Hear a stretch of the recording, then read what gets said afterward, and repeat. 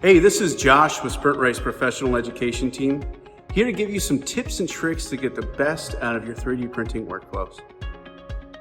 Today we will be covering how to characterize OnX Tough 2. After washing and post-curing using the correct predefined profile, check fitment of the implants using your preferred method. Once complete, move on to characterizing. Characterizing of appliances printed with OnX Tough 2 requires the use of UV-based stains, glazes, and composites. Before beginning, make sure that the part is completely dry. If required, begin by placing a layer of the bonding agent on the appliance and curing using the manufacturer's recommended curing method.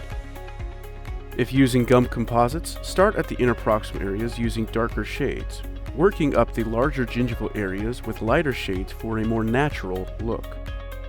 Using the stains and glazes, stain the area adjacent to the gingiva using darker tooth shades.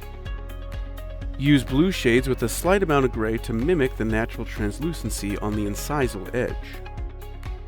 Once the desired characterization is achieved, paint the entire appliance with a thin layer of clear glaze for a natural gloss finish. Always refer to the stain and glaze manufacturer's IFU for the recommended UV light source for post-curing the stain and glaze. Great aesthetics can also be achieved only using stains and glazes and a bit of artistry.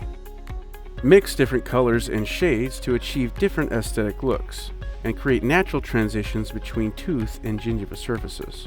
Perform a tack cure using the handheld UV curing device, then for a full cure, refer to the manufacturer's IFU for your stain, glaze, or composite of choice. It is never recommended to post-cure the appliance using a second cycle on the ProCure 2, or over-curing can occur. Thanks for joining us with today's tips and tricks.